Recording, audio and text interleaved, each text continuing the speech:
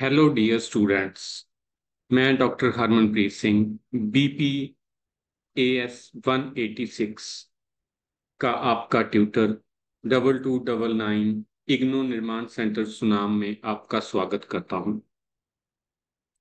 सो आज हमने इस लेक्चर सीरीज में unit 3 models of stress and unit 4 workplace stress major causes, हमने 2 यूनिट आज कवर करने हैं, जिसमें से यूनिट 3 हम पहले शुरू करते हैं, मॉडल्स ऑफ स्ट्रेस। सो इस यूनिट में कुछ मॉडल्स एक्सप्लेन किए हुए हैं, स्ट्रेस के कुछ मॉडल्स एक्सप्लेन किए हुए हैं जो कि हमें स्ट्रेस को समझने के लिए, हमें स्ट्रेस को समझाते हैं, हमें क्लियर करते हैं कि स्ट्रेस क्या चीज़ है। हमें बेटर इंफॉर्मेशन इन मॉडल्स के थ्रू स्ट्रेस को अंडरस्टैंड करने के लिए हमें बेटर इंफॉर्मेशन मिलती है। इन मॉडल्स में स्ट्रेस की काफ़ी सारी चीज़ें कवर की हुई हैं। फर्स्ट मॉडल है फाइट और फ्लाइट रिस्पॉन्स। फाइट और फ्लाइट रिस्पॉन्स।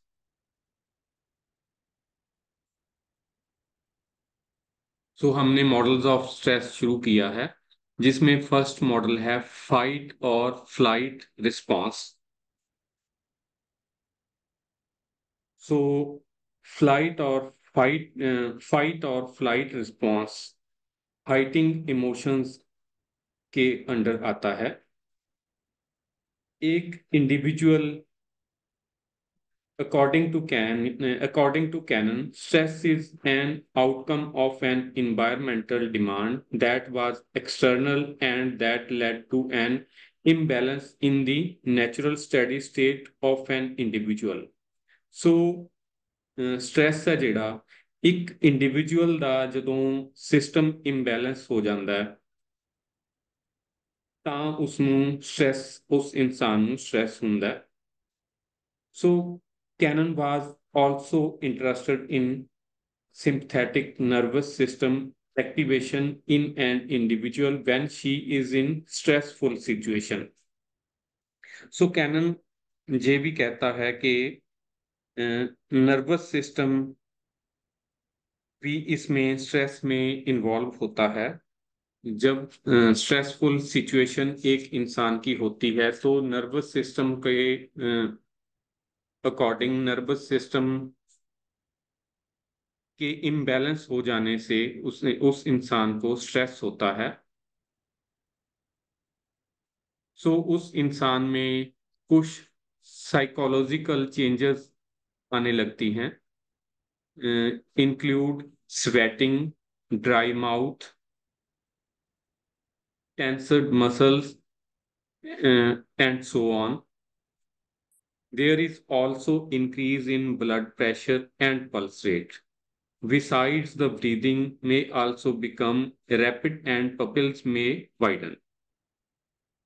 So basically कुछ चेंजेस ह्यूमन बॉडी में स्ट्रेस के दौरान आती हैं। इसमें स्ट्रेस इस पर भी डिपेंड करता है, सिचुएशन पर भी डिपेंड करता है।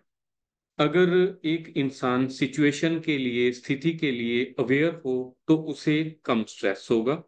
अगर आने वाली स्थिति के लिए इंसान अवेयर नहीं होता, एकदम उसके पास इस तरह की स्थिति पैदा हो जाती है जिसको हैंडल करना उसे मुश्किल लगता है, तो उसे स्ट्रेस फील होता है। फॉर एग्जाम्पल, एक इंसान को कुछ भी पता नहीं, अचानक वो पैदल चल रहा था, अचानक उसके आगे स्नेक आ गया तो उसे एकदम स्ट्रेस हो गया। सो अगर उस इंसान को ये मालूम हो कि कहीं जू पे उसने जाना है, वहां उसने स्नेक्स देखने हैं और खतरनाक एनिमल्स देखने हैं, तो उसे किसी भी तरह का कोई स्ट्रेस नहीं होता। उसे मालूम होता है कि एक लिमिटेड दायरे में उन खतरनाक जानवरों को रखा हुआ है जो कि उसको किसी भी तरह का कोई नुकसान नहीं पहुंचा सकते। सो इस तरह स्ट्रेस की जो सिचुएशन है पैदा होती है। Stress is this manner can have negative impact on the body and effective function of a person. So stress एक पर्सन को नेगेटिव इम्पैक्ट उस पर डालता है। इससे आगे हम एक मॉडल देखते हैं, figure 3.1, psychological changes during fight और फ्लाइट रिस्पॉन्स। इसमें डिस्क्लोज्ड है थ्रेटनिंग सिचुएशन, हाइपोथैलेमस।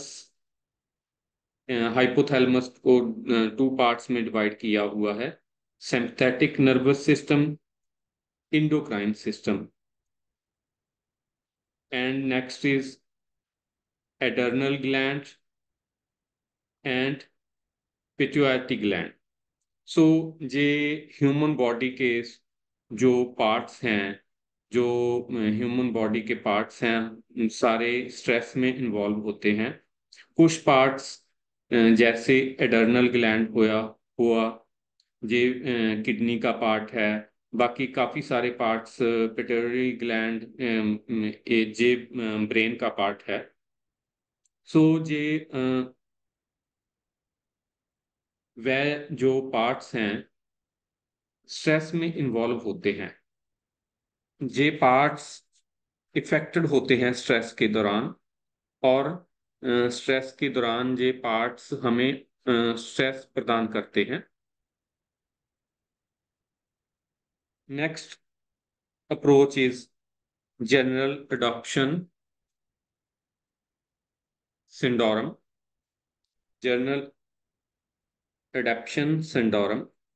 सो इस अप्रोच को 3 स्टेजेस में डिवाइड किया हुआ है। इस मॉडल को 3 स्टेजेस में डिवाइड किया हुआ है। Stage 1 is alarm reaction. So the first stage is that of alarm reaction, that is denoted by a decreased resistance or to stress. This stage is similar to that of fight or flight response. During this stage, the autonomic nervous system and endocrine system are activated by hypothalamus. So alarm reaction में क्या होता है, हमें एक alarm stress का मिलता है। कुछ ग्लैंड्स इसमें इन्वॉल्व होते हैं जो हमें स्ट्रेस का अलार्म देते हैं, एक हमें थ्रेट करते हैं सिचुएशन के रिगार्डिंग कि इस चीज से आपको स्ट्रेस हो सकता है, आपके लिए स्ट्रेस आने वाला है। And next stage is stage 2। In the second stage, that is resistance, the adaptation is maximum and equilibrium is restored. So second stage में एक विरोध शुरू होता है। विरोध के कारण हमारी बॉडी से एक विरोध शुरू होता है, हमारी बॉडी में एक विरोध शुरू होता है, जिसके बीच फिजिकली काफी सारी प्रॉब्लम्स हमें देखने को मिलती हैं। डाइजेशन में प्रॉब्लम, इम्यून सिस्टम में problem, and even reproductive system do not receive any energy. हमारी बॉडी में एनर्जी की घाट महसूस होने लगती है। सो इस तरह स्ट्रेस हमें फील होता है। Next stage is stage 3। Stage 3 is exhaustion. So stage 3 में हमें एग्जॉशन फील होती है, थकावट फील होती है। हमें साइकोलॉजिकल हमें थकावट फील होती है। थर्ड स्टेज में हमें साइकोलॉजिकल स्ट्रेस महसूस होता है, हमें साइकोलॉजिकल स्ट्रेस होता है। जिसमें हम टू टाइप्स ऑफ स्ट्रेस की बात कर सकते हैं, acute and chronic. Acute stress is for a limited period of time. For example, examination, interview. सो एक लिमिटेड पीरियड ऑफ टाइम के लिए जब स्ट्रेस होता है उसे हम बोलते हैं acute stress. And next is chronic stress, continued stress due to work overload and so on. सो जब स्ट्रेस कंटिन्यू हमें रहे तो उसे हम क्रॉनिक स्ट्रेस बोलते हैं. वो ऑलमोस्ट वर्क ओवरलोड के कारण ही हमें फील होता है.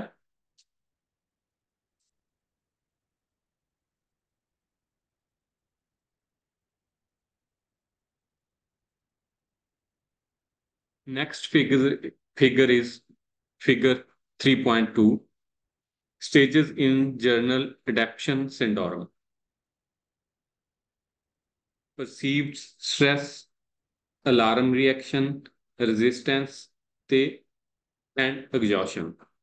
So हमें इन स्टेजेस को, स्ट्रेस के दौरान हम इन स्टेजेस को क्रॉस करते हैं इस मॉडल के under. Next model is cognitive appraisal model. So cognitive appraisal model interaction दर्शाता है between individual and the environment. It means इस मॉडल के अंदर डिस्क्राइब किया हुआ है कि जो स्ट्रेस है वो एक इंटरेक्शन से पैदा होता है, इंडिविजुअल एंड द इन्वायरमेंट. मतलब जब एक इंसान किसी भी तरह के माहौल में विचरता है, जिस तरह का उसको माहौल मिलता है, जिस तरह का उसको इन्वायरमेंट मिलता है, जिस तरह की उसे वर्क कंडीशन मिलती है, इन्वायरमेंट मिलता है, उसे उस अकॉर्डिंग ही उसे स्ट्रेस होता है. फॉर एग्जाम्पल अगर हम बात करें, एक स्टूडेंट अपने रूम में पढ़ाई कर रहा है. रूम में पढ़ाई करते हुए उसे बाहर साउंड सुनाई देती है, कोई डीजे लगा हुआ है, डीजे पे बहुत शोर मच रहा है, गाने चल रहे हैं, लोग भंगड़ा पा रहे हैं. तो उसे कुछ दिन बाद उसके एग्जाम हैं, तो उस स्टूडेंट को उस माहौल कारण, उस इन्वायरमेंट कारण स्ट्रेस फील होगा, क्योंकि उसकी जो आउटपुट है वो कम पड़ रही है. उस माहौल में वो प्रॉपरली अपनी रीडिंग नहीं कर रहा, अपनी प्रॉपरली क्राइम नहीं कर रहा वर्डिंग को. सो उसे स्ट्रेस फील होता है. इसी तरह अगर कोई एम्प्लॉय, अगर कोई वर्कर कहीं भी अपनी जॉब पर काम कर रहा है, पर उसे इस तरह का इन्वायरमेंट मिले जिसके दौरान उसको वर्किंग अपनी वर्किंग में बहुत सारी प्रॉब्लम्स फेस करनी पड़े, वर्किंग कैपेबिलिटीज उसकी कम हो जाएं, प्रॉपर रूप से वो इतना वर्क ना कर पाए, तो भी उसे स्ट्रेस फील होगा.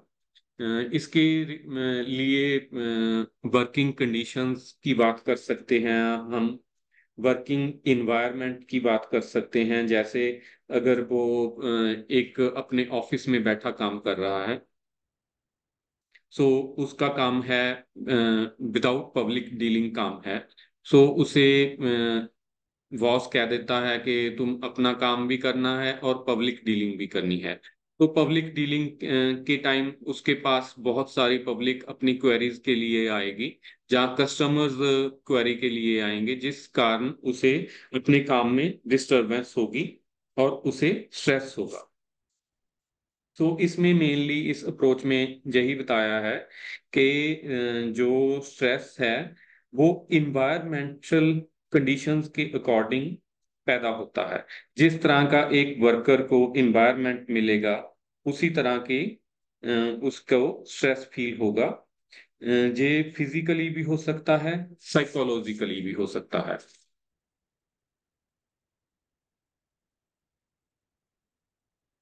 Next model is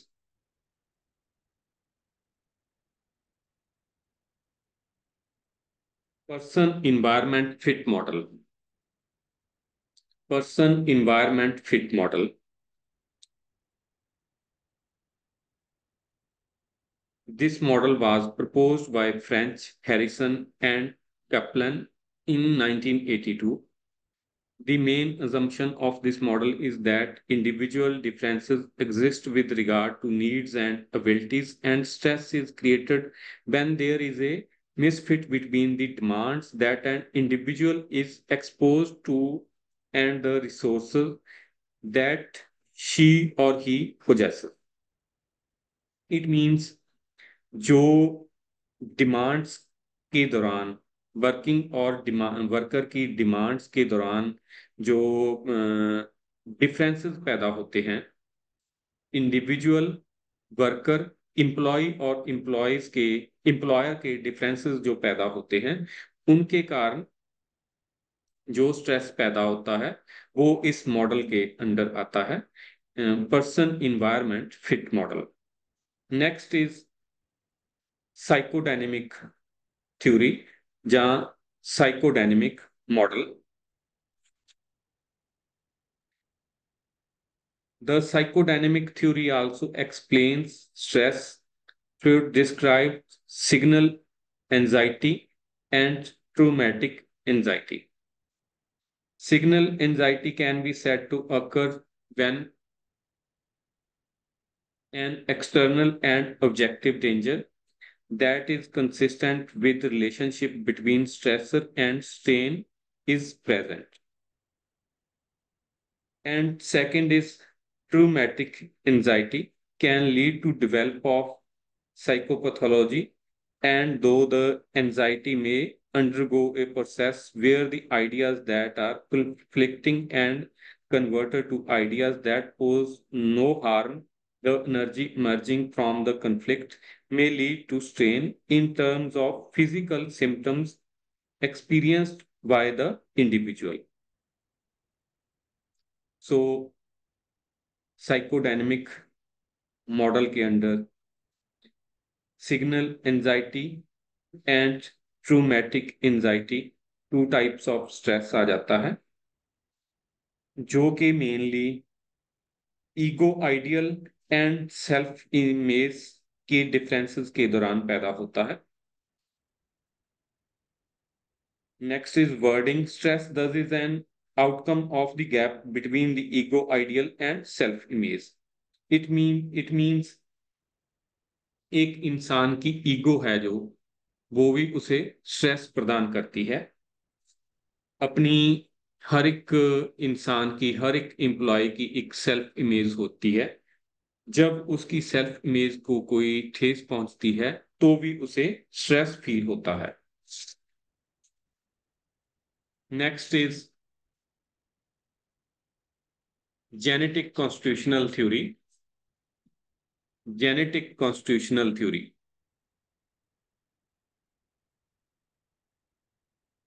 Genetic constitutional theory means hereditary stress जो हम हमारे पेरेंट्स के थ्रू मिलता है. सो इस थ्योरी में थिंकर्स ने डिस्क्राइब किया है कि हमारी बॉडी के अंदर ही स्ट्रेस होता है जो हेरिडिटरी हमें हमें मिलता है अपने पेरेंट्स के थ्रू. Next is diathesis stress model.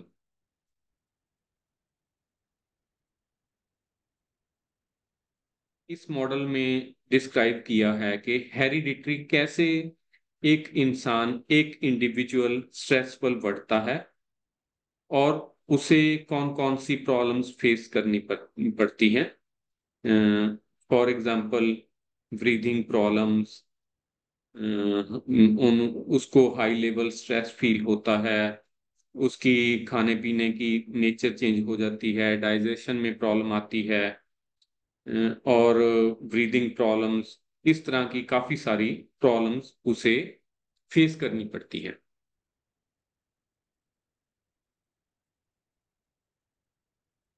सो इस तरह के कुछ मॉडल्स इस चैप्टर में कवर किए हुए हैं. इस चैप्टर को समझने के बाद कुछ क्वेश्चंस भी इस चैप्टर में दिए हुए हैं।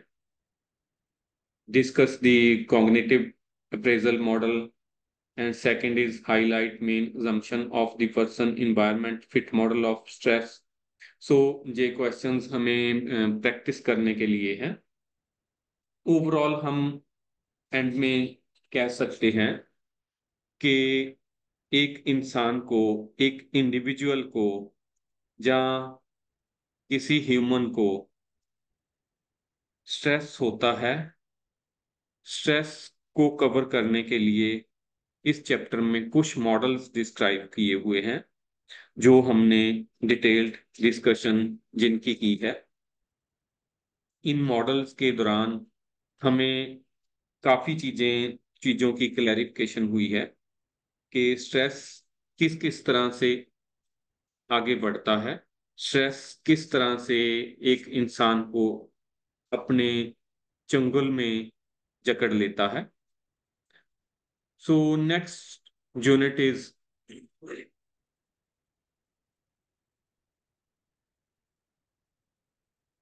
Work place stress, major causes. Workplace stress it means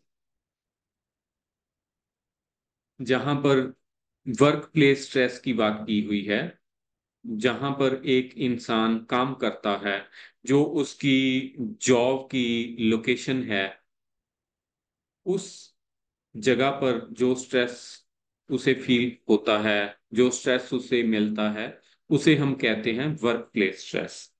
so हर एक इंसान को अगर हमेशा इंजॉय करने को मिले तो उसे कोई स्ट्रेस नहीं होता। जब उसे वर्क टारगेट्स, कोई वर्क लोड, वर्क ओवरलोड, इस तरह की चीजों की जो चीजों को हैंडल करना पड़ता है तो ही उसे स्ट्रेस फील होता है। सो एक स्टडी के according the economic times newspaper के अकॉर्डिंग 89% इंडियंस को स्ट्रेस है। एक सर्वे के अकॉर्डिंग बताया है कि 89% इंडियंस को स्ट्रेस है और 86% of global average. Overall world में स्ट्रेस की एवरेज, स्ट्रेस के एवरेज ऑफ पर्सन 86% है according to 10th July 2018। And next is the American Psychological Association 2009 found that the 65% of employees report that work is a major source of stress. So 65% workers कहते ने कि जो stress ਹੁੰਦਾ है वो work place ਦੇ ਉੱਪਰ ਹੀ ਹੁੰਦਾ ਹੈ। So work is major source of stress जो ਮੰਨਿਆ ਜਾਂਦਾ है। बहुत गिनती लोग 65% लोग ये कहते हैं कि स्ट्रेस उन्हें एक वर्क के दौरान होता है।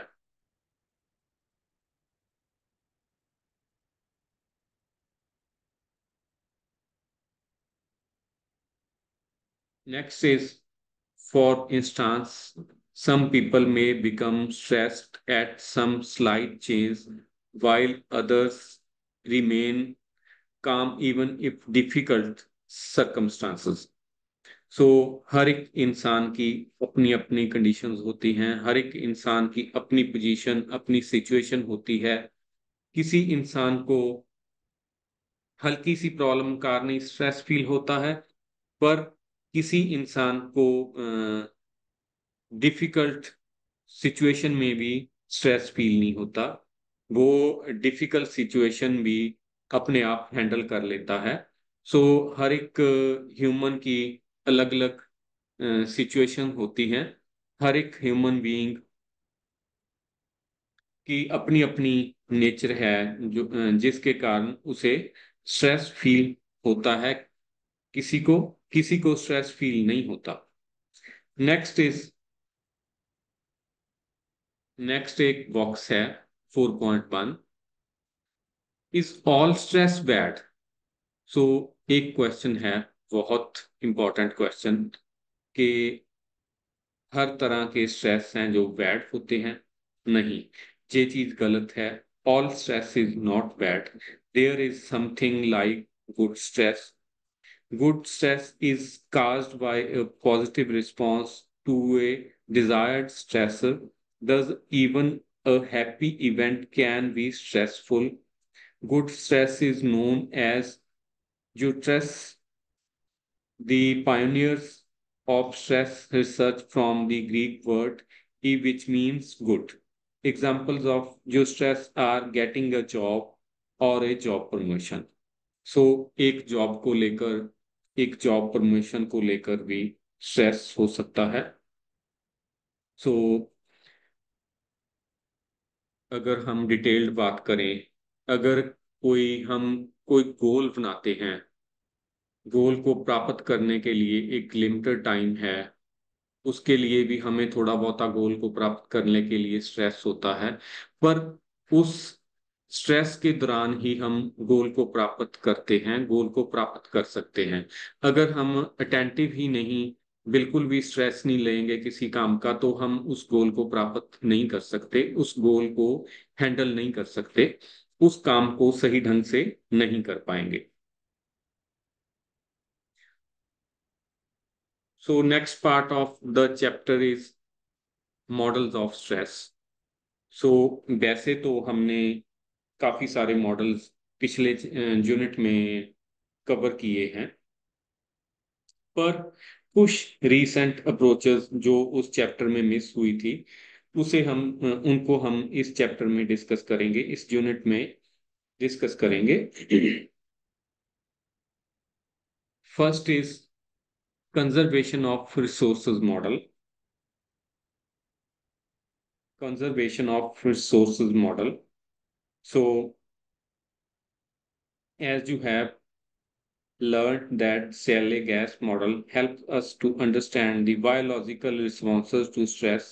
However, it becomes important to stressors, especially at workplace, since more and more people are now feeling the pressure of workplace stress. So,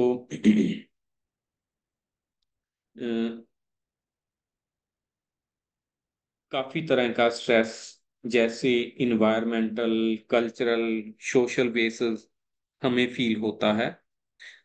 पर वर्क प्लेस के दौरान हमें फील होता है, एक वर्क प्लेस में हमें प्रेशर फील होता है।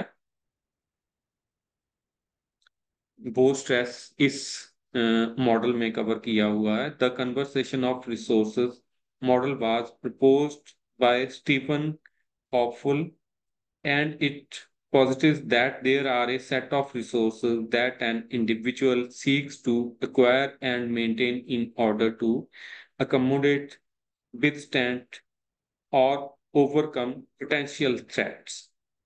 These sources can be hope and clothing, living arrangement, self-esteem, knowledge, time, and such related factors. Hoffall identified a set of 74 specific resources which, according to him, appears to have validity in Western context.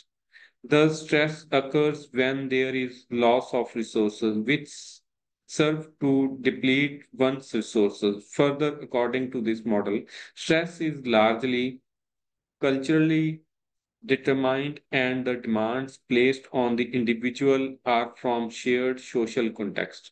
Stress has environmental, cultural, and social bases in terms of demands and to acquire and protect the circumstances and so to ensure one's well-being. So इस model के under एक work place के दौरान feeling of pressure, feeling of workload, feeling of heavy workload की बात की हुई है। And next is job demands resource model.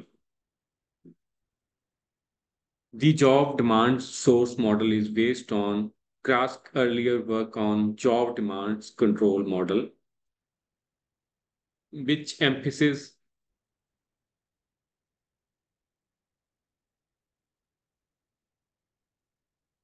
which emphasized on job control as a major factor for understanding employee stress. The JDR model expanded the earlier work and placed job control within the larger realm of resources that may act to serve as a buffer or help in reducing the effects of the demands of one job. The model posits that the strain results from the mismatch between the job demands and the resources available to the employees. All jobs have their own resources that are used. However, stress is caused when the demands of a job exceed the resources available to the employees. So, जब कभी job demands ज़्यादा होती हैं, हर एक employ की job demands होती हैं, job demands और जो रिसोर्सेज उन्हें प्रोवाइड किए जाते हैं, जब उनमें डिफरेंस होता है, जॉब डिमांड्स ज़्यादा होती हैं और रिसोर्सेज की कमी होती है, तो एक स्ट्रेस पैदा होता है जिसे जॉब डिमांड रिसोर्स मॉडल बोला जाता है। इस मॉडल के अंदर इस तरह का स्ट्रेस मेनली डिस्क्राइब किया हुआ है, जिसमें जॉब डिमांड्स के अकॉर्डिंग रिसोर्सेज जब हमें नहीं मिलते तो एक इंडिविजुअल को, एक एम्प्लॉय को स्ट्रेस फील होता है। उसे ही हमें उसे ही हम जॉब डिमांड्स रिसोर्स मॉडल कहते हैं।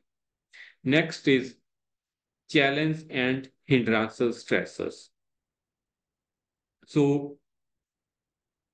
hindrances stressors means हर एक ऑर्गेनाइजेशन में पॉलिटिक्स होती है, लैक ऑफ रिसोर्सेज होते हैं और भी बहुत सारे फैक्टर्स होते हैं जो कि वर्कर्स को कहीं ना कहीं इफेक्ट करते हैं।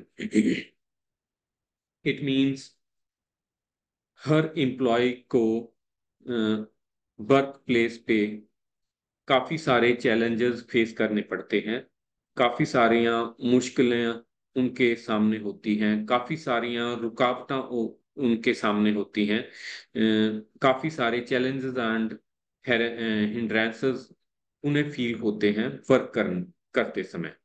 जब पोजीशन इस तरह की होती है कि कोई पॉलिटिकल इंटरफेरेंस या कोई बॉस की इंटरफेरेंस के कारण प्रॉपर वर्क नहीं हो पाता, एम्प्लॉयज प्रॉपर वर्क नहीं कर पाते, करप्शन होगी, पॉलिटिकल इंटरफेरेंस होगी, इन कुछ कारण, कुछ चीजों के कारण जब वर्क प्रॉपर नहीं हो पाता है एम्प्लॉय से, तो भी उन्हें स्ट्रेस फील होता है। वो कवर होता है challenge and hindrance stressors model के अंदर। सो इस यूनिट में हम तीन मॉडल्स स्ट्रेस के और एक्सप्लेन की हैं। कुछ मॉडल्स यूनिट थर्ड में कवर किए थे और थ्री रीसेंट अप्रोचेस और मॉडल्स स्ट्रेस ਨੂੰ अंडरस्टैंड ਕਰਨ ਦੇ ਲਈ, स्ट्रेस को समझने के लिए हमने इस यूनिट में कवर किए हैं। एंड आफ्टर दैट मॉडल्स आ जाता है sources of work place stress. Sources of work place stress. So stress के बहुत सारे सोर्सेज हैं, बहुत काइंड्स का स्ट्रेस एक पर्सन को फील होता है। अगर हम इन नोट्स के अकॉर्डिंग बात करें, so far you have learned about stress, strain and distress, as well as the different approaches to understand stress. The stressors are events, contexts, or demands which cause a stress reaction, thus leading to increased strain in the person. The effect of stressors is cumulative, which means that more stressors a person has over a greater length of time, it is more likely that negative outcomes of stress will be manifested. At times, people are able to handle even 10 small stressors, but sometimes even one stressor becomes difficult to be handled. So, जहां हम कह सकते हैं कि हर एक चीज situation पे depend करती है। कई बार तो एक पीपल को एक ह्यूमन 10 टाइप ऑफ स्ट्रेस को हैंडल कर लेता है। कई बार उससे एक स्ट्रेस भी प्रॉपरली हैंडल नहीं होता, एक स्ट्रेस भी उसे डिफिकल्टी प्रदान करता है। सो सिचुएशन पे डिपेंड करता है। हमने पहले मॉडल्स में भी बात की है इन्वायरमेंट की। कई बार इन्वायरमेंट ही इस तरह का मिलता है एम्प्लॉय को, वो एक स्ट्रेस से ही अपनी स्थिति है जो इम्बैलेंस कर लेता है। कई बार उसे अच्छा इन्वायरमेंट मिले तो वो बहुत तरह के स्ट्रेस को भी हैंडल कर लेता है। मैनी टाइप ऑफ स्ट्रेसेस को वो हैंडल कर लेता है। सो आगे बात करते हैं हम सोर्सेस की। सोर्सेस में एक सोर्सेस को डिस्क्राइब करने के लिए सही ढंग से एक्सप्लेन करने के लिए एक फिगर 4.1 भी बनी हुई है। इससे हमें स्ट्रेस को इसके दौरान हम स्ट्रेस को इजीली समझ सकते हैं। सो इसके अकॉर्डिंग स्ट्रेस किन किन चीजों से पैदा होता है। फर्स्ट है रोल डिमांड्स।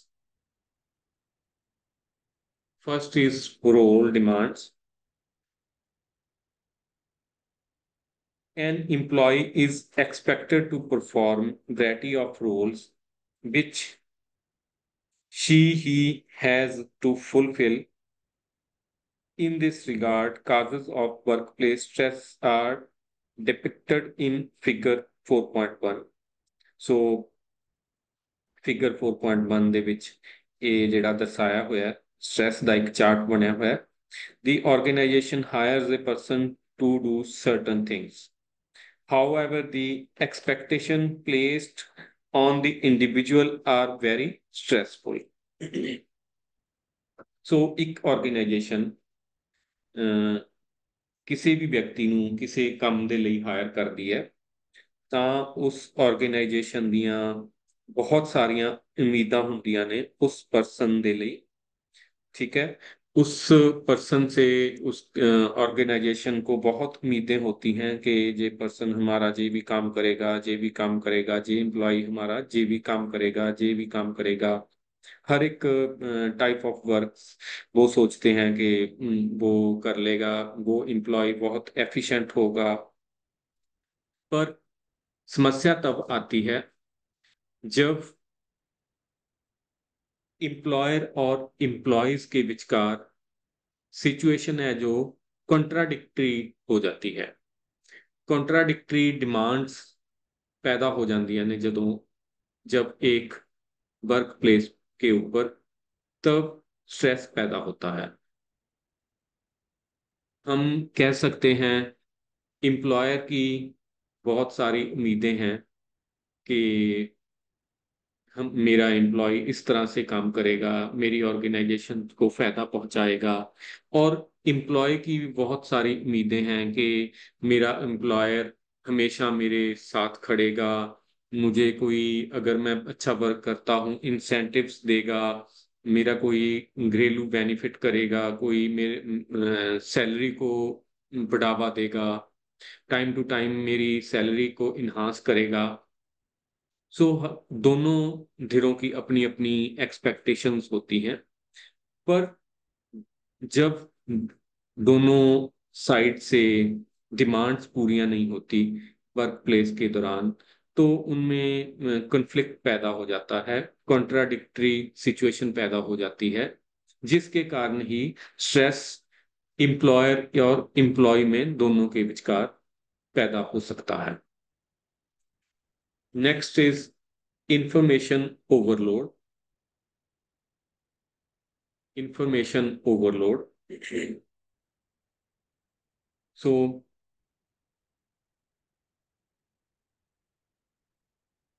हर एक पीपल्स, जहाँ अगर हम ये भी कह सकते हैं कि एक पीपल को जब काफी सारी इंफॉर्मेशन, बहुत ज्यादा इंफॉर्मेशन मिल जाती है, तो भी अ, उसे स्ट्रेस फील होता है।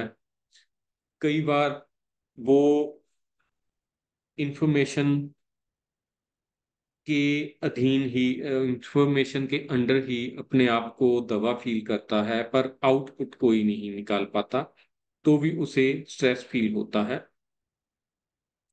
According to notes, never before this time people have received so much of information. In fact, the pandemic is considered as an infodemic period. The information includes both at the personal as well as for the professional domain.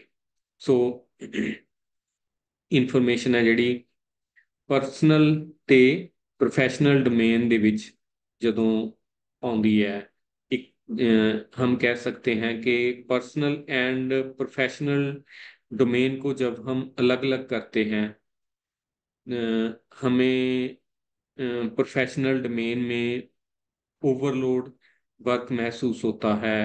हम उस workload के under हम अपने आप को दबा हुआ महसूस करते हैं, तो भी हमें स्ट्रेस फील होता है। So next is, thus information overload refers to the exposure to too much of information or data. Getting away from information is also not that easy. In a study by Gibbs, 59% of those aged 18 to 29 said that they could just remain away for 1 hour from their mobile devices. Researchers have concluded that too much information interferes with effective performance at work. Multitasking and fragmented attention leads to decrease in efficiency and mental alertness. So, काफी ज्यादा information ਜਦੋਂ एक workers को मिल जाए, पर उस information को properly, उस इंफॉर्मेशन के अकॉर्डिंग जब वो वर्क ना कर पाए, तो भी उसे स्ट्रेस फील होता है, स्ट्रेस पैदा होता है। Next is work life. So one of the most common work life trade offs is work family conflict और work life conflict. It means human का एक फैमिलियर जीवन होता है, एक वर्क प्लेस का जीवन होता है। दोनों को, हर एक एम्प्लॉय को अलग अलग रखना चाहिए। जब कभी प्रोफेशन का वजन उसकी फैमिली के ऊपर पड़ने लग जाए, उसके फैमिली के टाइम को खाने लग जाए, टाइम उसका फैमिली का टाइम खत्म हो जाए, तो भी उसे स्ट्रेस फील होता है।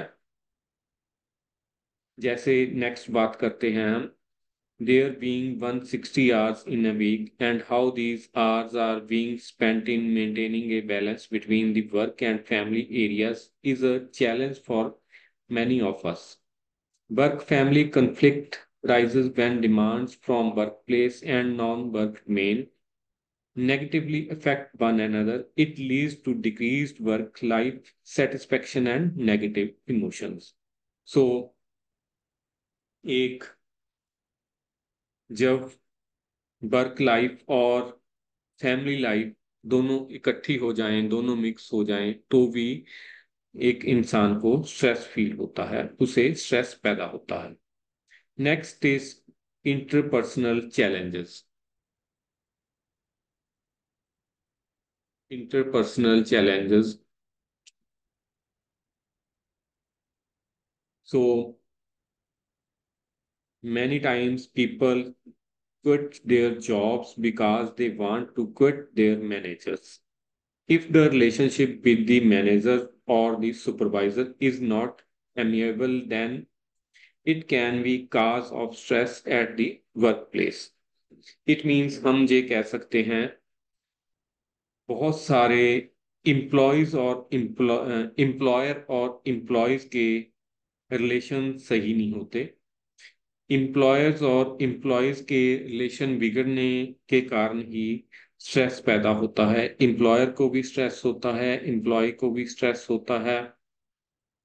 सो जॉब छोड़ने के भी कई बार कारण बन जाते हैं ये स्ट्रेस, जहाँ एम्प्लॉयर और एम्प्लॉय के जो रिलेशन हैं, जो अगर अच्छे रिलेशन ना हो वर्क प्लेस के ऊपर, तो उसे स्ट्रेस पैदा होता है। स्ट्रेस पैदा होने के बाद अगर स्ट्रेस बढ़ जाता है तो एम्प्लॉय जॉब छोड़ने के लिए भी मजबूर हो जाता है।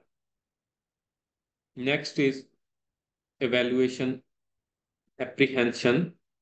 सो हर एक वर्क प्लेस पे वर्क को इवेलुएट किया जाता है, जज किया जाता है बाय अदर्स।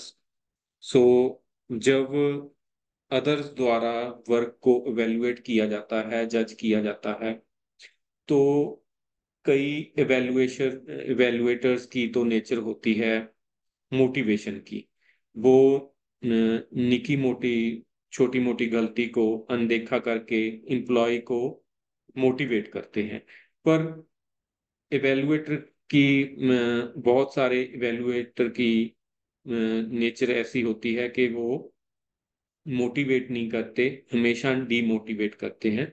तो जब वो डीमोटिवेट करते हैं एम्प्लॉय को, तो भी ये स्ट्रेस का कारण बनता है, स्ट्रेस है जो पैदा होता है।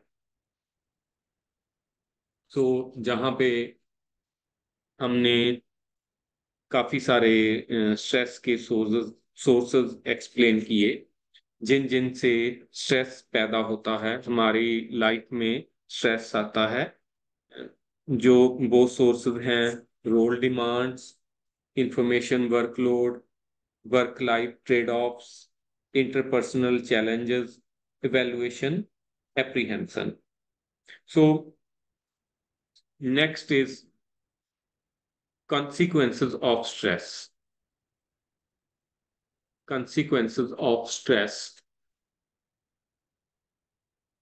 स्ट्रेस के क्या सिट्टे निकलते हैं? So by now you must have gathered that too much stress is neither good for an organization nor for the well-being of individual। So stress ना ऑर्गेनाइजेशन के लिए अच्छा होता है, ना इंडिविजुअल के लिए अच्छा होता है। सो स्ट्रेस ना एम्प्लॉयर के लिए अच्छा होता है, ना एम्प्लॉय के लिए, ना मैनेजर के लिए अच्छा होता है, ना एक वर्कर के लिए। सो स्ट्रेस हर एक के लिए, ऑर्गेनाइजेशन के लिए और इंडिविजुअल के लिए, सबके लिए खतरनाक होता है, माड़ा होता है, जिसके बहुत सारे खतरनाक सिट्टे निकल सकते हैं, जो कि हमारी लाइफ को, एक ह्यूमन की लाइफ को और एक ऑर्गेनाइजेशन की लाइफ को खत्म कर सकते हैं, प्रभावित कर सकते हैं लाइफ को।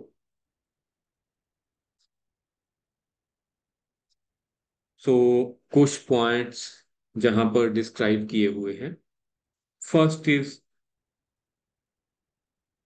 Physical consequences of workplace stress. सो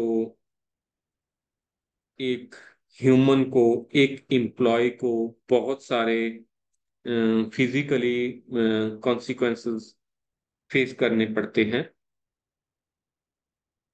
जिनको टू टाइप्स में डिवाइड किया हुआ है: short term and long term stress. such as heart rate, metabolic changes, breathing pattern, skin problems. So overall हम बात करते हैं कि एक इंडिविजुअल को फिजिकली बहुत सारे स्ट्रेस से बैड इफेक्ट्स पैदा होते हैं, जिसमें बहुत सारी डिसीजेस भी पैदा होते हैं, एम्प्लॉय को इलनेस पैदा होती है। सो स्ट्रेस के कारण फिजिकली सिट्टे हैं जो निकलते हैं, बैड इफेक्ट्स फिजिकली एक ह्यूमन बॉडी पर हमें देखने को मिलते हैं। नेक्स्ट आ जाते हैं psychological consequences of work place stress. So psycho consequences हैं, एक व्यक्ति को जब स्ट्रेस फील होता है तो उसे फ्रस्ट्रेशन, बर्नआउट, इस तरह की प्रॉब्लम्स फेस करनी पड़ती हैं, उनकी एनर्जी लेवल लो होता है, जॉब डिससेटिस्फेक्शन पैदा होती है। सो बहुत सारे सिट्टे साइकोलॉजिकल लेवल पे भी हमें देखने को मिलते हैं स्ट्रेस के, जैसे कि frustration, burnout, low level of energy, feeling of job dissatisfaction. So कई बार तो इतनी ज्यादा एग्जॉशन हो जाती है, इतना ज्यादा वर्क में इंटरेस्ट कम हो जाता है, जिसके कारण वो जॉब से डिससेटिस्फाई होकर जॉब को छोड़ने के लिए भी मजबूर हो जाता है। Next is behavioral consequences of workplace stress. सो हर एक ह्यूमन के बिहेवियर में भी कुछ ना कुछ चेंजेस आती हैं स्ट्रेस के कारण। वो चेंजेस, उसमें उसको गुस्सा आने लगता है, वो शॉर्ट टेम्पर्ड हो जाता है, वायलेंस करता है, अल्कोहल यूज करता है, ड्रग यूज करता है। सो उसे स्ट्रेस के कारण उसके बिहेवियर में भी बहुत सारी चेंजेस देखने को मिलती हैं। इट मींस उसका बिहेवियर चेंज हो जाता है स्ट्रेस कारण। चाहे स्ट्रेस हमेशा बैड नहीं होता, पर फिर भी स्ट्रेस कहीं ना कहीं हमें हमारी हेल्थ को कहीं ना कहीं डिक्रीज करता है। कई एम्प्लॉयज तो अल्कोहल एडिक्टेड हो जाते हैं स्ट्रेस के कारण। Next point is individual differences. Individual differences,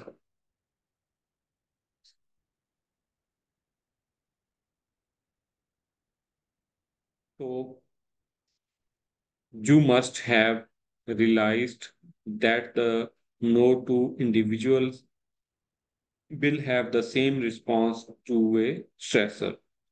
This is because people differ in terms of their knowledge, skill, abilities, personalities. सो हर एक पर्सन की, हर एक पीपल की अपनी अपनी नॉलेज होती है, अपने अपने स्किल्स होते हैं, अपनी अपनी एबिलिटीज होती हैं, हर एक की अपनी एक पर्सनैलिटी होती है। सो जब दो एम्प्लॉयज को इकट्ठे काम करना हो तो उनमें अपने अपने स्किल्स, एबिलिटीज और पर्सनैलिटी को सही ढंग से यूज करते हुए अपने लेवल पे दूसरों के साथ कोऑपरेट करना चाहिए। पर स्ट्रेस के कारण इंडिविजुअली डिफरेंसेस हैं जो बढ़ जाते हैं। इंडिविजुअली जो एम्प्लॉयर के रिलेशन हैं उनमें भी दरारें आती हैं, उनमें भी चेंजेस देखने को मिलती है। एक फॉर एग्जांपल, एम्प्लॉयर एक एम्प्लॉय को कोई रोल देता है, कोई काम एक स्टिपुलेटेड टाइम में करने के लिए कहता है, पर एम्प्लॉय उसे उस स्टिपुलेटेड टाइम में अपने स्किल्स के अकॉर्डिंग, अपनी एबिलिटीज के अकॉर्डिंग नहीं कर पाता, तो उनमें स्ट्रेस पैदा होता है। स्ट्रेस पैदा होने से उनके रिलेशन हैं दोनों के खराब होते हैं, और दोनों की विचारधारा में चेंजेस होने के कारण उनमें स्ट्रेस दिनों दिन बढ़ता है और उनके रिलेशंस दिनों दिन खराब होते हैं।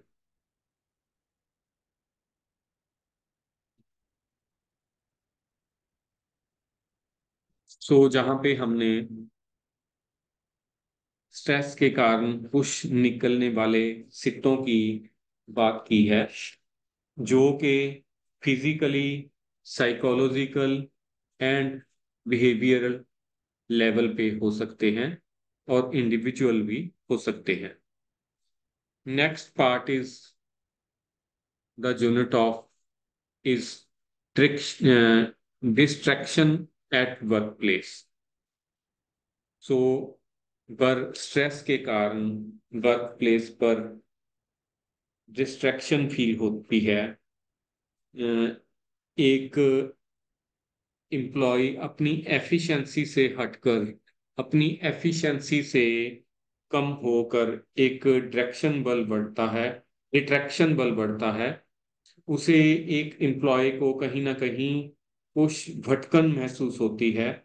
उसका काम में दिल नहीं लगता, काम करने को दिल नहीं करता, किसी से बात करने को दिल नहीं करता। सो वो अपने आप को स्ट्रेस फील करता है। उसे कई बार काम पर, वर्क प्लेस पर, जैसे हमने पहले बात की थी इन्वायरमेंटल स्ट्रेस की, इन्वायरमेंट ही उसे इस तरह का मिलता है जिसमें उसे स्ट्रेस फील होता है। स्ट्रेस फील होने के कारण वो अपने आप आप को डिससेटिस्फाइड फील करता है, अपने आप को अपना वर्क है वो सेटिस्फैक्टरी वो अपना वर्क नहीं कर पाता। कहीं ना कहीं उसे, उसको वर्क करने में बहुत सारी प्रॉब्लम्स फेस करनी पड़ती हैं। सो एक एम्प्लॉय डिस्ट्रैक्ट हो जाता है अपने वर्क अपने वर्क से स्ट्रेस के कारण।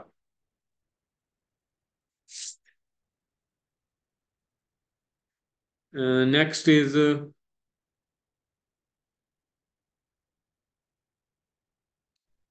4.6 part of the fourth unit,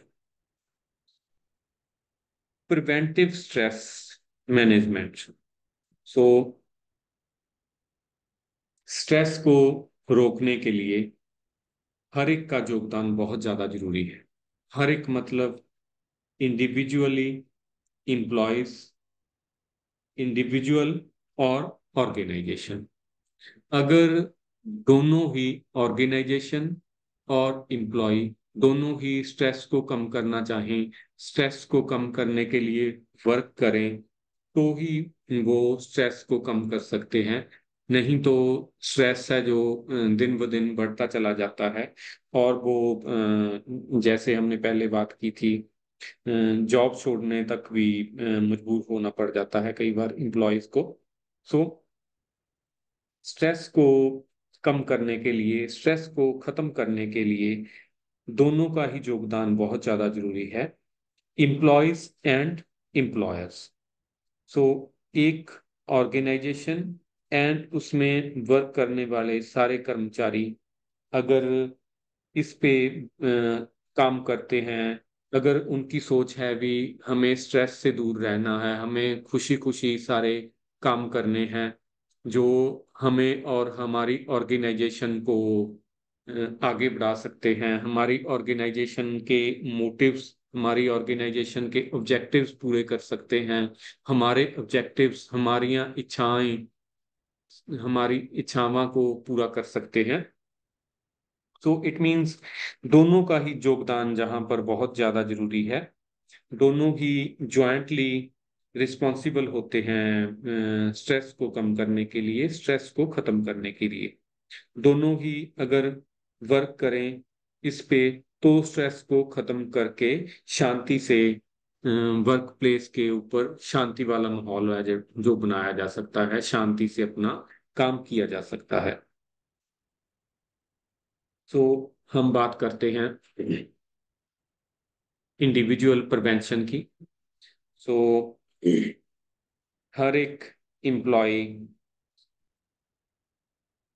self directed strategies to reduce stress and promote well-being. Individual prevention involves intervention at the primary, secondary, and tertiary level activities. So, primary, secondary ਤੇ territory level ਦੀਆਂ activities ਦੇ ਉੱਪਰ ਹਰ ਇੱਕ EMPLOYEE ਦੁਆਰਾ ਇਸ ਤਰ੍ਹਾਂ ਦਾ work ਕੀਤਾ ਜਾਣਾ ਚਾਹੀਦਾ ਜਿਸ ਦੇ ਨਾਲ ਸਟ੍ਰੈਸ ਕਮ ਹੋਵੇ, उन्ना एम्प्लॉयज का एम्प्लॉयर्स का स्ट्रेस कम हो और वो एक सही ढंग से अपना जो वर्क है वो कर सकें। सो इसके लिए प्रॉपरली प्लानिंग चाहिए, वर्क के लिए प्रायोरिटाइजिंग द गोल चाहिए, वर्क के लिए डेलीगेशन चाहिए एम्प्लॉयर्स द्वारा। अगर एम्प्लॉयर को स्ट्रेस फील होता है वर्कर, तो वो अपना कुछ वर्क अपने एम्प्लॉयज को डेलीगेट कर सकता है, उससे भी उसका स्ट्रेस कम हो सकता है। इसके अलावा उनको एम्प्लॉयज को फिजिकली एक्सरसाइज, गुड डाइट, इस तरह की चीजें हैं, थिंग्स हैं जो उनके स्ट्रेस को कम कर सकती हैं। Next is organisational stress.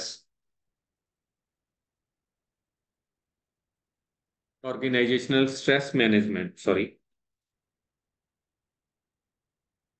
So organisational level पे भी स्ट्रेस को सही ढंग से मैनेज करना चाहिए।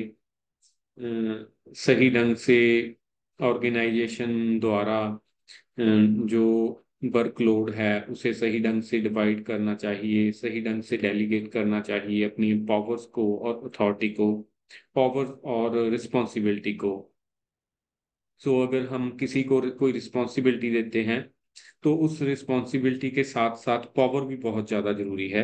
अगर हम अकेली रिस्पॉन्सिबिलिटी डेलीगेट कर देंगे पर उससे उस वर्क को करने की प्रॉपर पावर नहीं देंगे तो भी उससे स्ट्रेस बढ़ सकता है।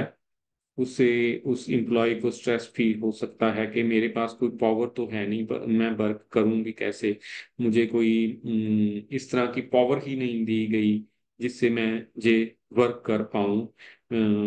कई बार किसी और एम्प्लॉय को पावर दी होती है पर रिस्पॉन्सिबिलिटी किसी और वर्कर को दी जाती है जिस कारण उसे स्ट्रेस फील होता है, प्रॉब्लम आती है। सो ऑर्गेनाइजेशन की तरफ से भी स्ट्रेस को प्रॉपरली मैनेज करने के लिए एफर्ट्स करने चाहिए।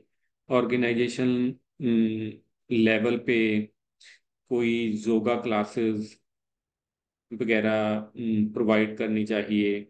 एक टीम बिल्डिंग होनी चाहिए, सोशल सपोर्ट होनी चाहिए।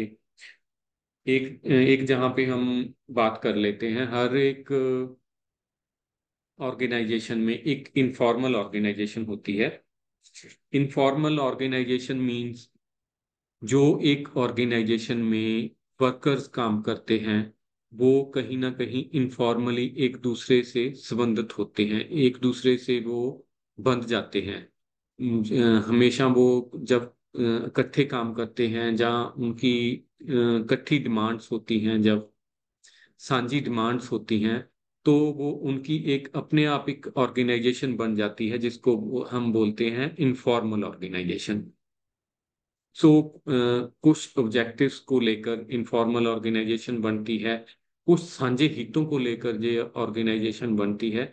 जब इसके हित खत्म हो जाते हैं तो ये ऑर्गेनाइजेशन भी खत्म हो जाती है।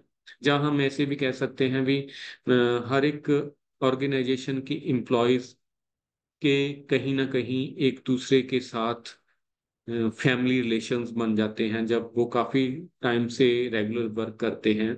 करते आ रहे हैं तो उनके फैमिली रिलेशंस बन जाते हैं, एक दूसरे के दुख सुख में वो साथ देने लगते हैं। तो कहीं ना कहीं वो एक इनफॉर्मल ऑर्गेनाइजेशन में बन जाते हैं, जिसको जो भी स्ट्रेस को कम करने के लिए उनके लिए जरूरी है। एक दूसरा, अगर किसी भी एम्प्लॉय को कोई समस्या आती है तो दूसरे कलीग्स उनकी सहायता करते हैं, उसे उनको कोऑपरेट करते हैं, उनको असिस्ट करते हैं, जिस कारण एक व्यक्ति का जो स्ट्रेस है कम हो सकता है। सो ऑर्गेनाइजेशन को भी, फॉर्मल ऑर्गेनाइजेशन को भी, जिसमें वो इनफॉर्मल ऑर्गेनाइजेशन बनी है जहाँ एम्प्लॉयज काम कर रहे हैं, उस फॉर्मल ऑर्गेनाइजेशन को भी स्ट्रेस को सही ढंग से मैनेज करने के लिए एफर्ट्स करने चाहिए।